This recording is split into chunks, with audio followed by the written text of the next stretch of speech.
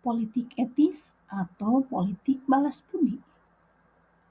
Politik etis adalah sebuah kebijakan yang pernah diterapkan pemerintah kolonial Belanda di Indonesia tahun 1901 yang berisi program-program sebagai kewajiban moral mensejahterakan para penduduk wilayah jajahan.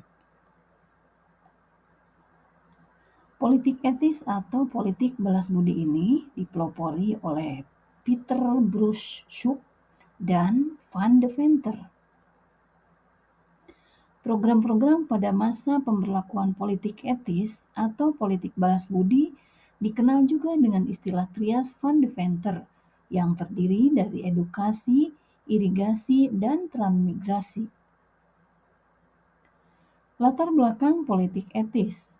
Sistem tanam paksa atau kultur stelsel merupakan salah satu kebijakan pemerintah kolonial Belanda yang membuat rakyat Indonesia sangat sengsara. Aturan ini mulai diterapkan oleh Gubernur Jenderal Johannes van den Bosch pada tahun 1830. Rakyat diwajibkan menanam komoditas ekspor yang berharga bagi pemerintah kolonial, yakni tanaman kopi. Salah satu aturan tanaman paksa adalah mewajibkan setiap desa menyisihkan 20% tanahnya untuk ditanami tanaman komoditas ekspor. Sementara masyarakat yang tidak punya kebun wajib bekerja di kebun milik pemerintahan dengan gaji kecil dan kondisi yang berat.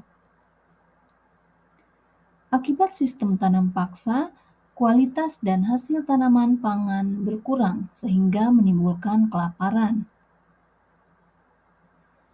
Peter Bruce Schoop saat itu berkegiatan mengelilingi wilayah Jawa pada tahun 1887, turut mendokumentasikan bagaimana kesengsaraan yang dialami oleh rakyat pribumi Hindia Belanda pada saat itu. Van Deventer juga mengisahkan dalam majalah The Gids dengan judul A Rescue atau hutang budi tentang bagaimana perjuangan rakyat Indonesia yang hasilnya justru dinikmati oleh rakyat Belanda. Gagasan Van Deventer mendapatkan dukungan dari Ratu Wilhelmina yang juga disebutkan dalam pidatonya pada tahun 1901 yang kemudian dibuktikan melalui terbitnya kebijakan baru. Dampak politik etis. Terjadi penyelewengan pada politik etis. 1. Pemerintah Belanda tidak memberi perlindungan atau bantuan kepada usahawan pribumi secara sungguh-sungguh.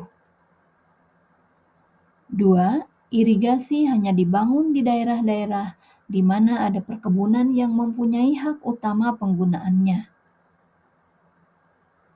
3. Pengajaran yang dilakukan hanyalah pengajaran tingkat rendah. Walau begitu, 3 kebijakan utama yang dijalankan dalam politik etis, yaitu edukasi, irigasi, dan transmigrasi, tetap memberi dampak positif yang dirasakan pihak Indonesia, antara lain. 1. Munculnya kalangan terdidik dari rakyat Indonesia. 2. Terbangunnya saluran irigasi pertanian dan perkebunan. 3. Terjadinya perpindahan penduduk dalam proses transmigrasi. Politik etis perlahan memunculkan elit baru yang teredukasi di kalangan masyarakat pribumi, yang kemudian mendirikan berbagai perkumpulan seperti Budi Utomo, Serikat Islam, dan Indise Party. Organisasi-organisasi inilah yang menjadi awal mula pergerakan nasional dan melahirkan rasa persatuan untuk kemerdekaan bangsa Indonesia.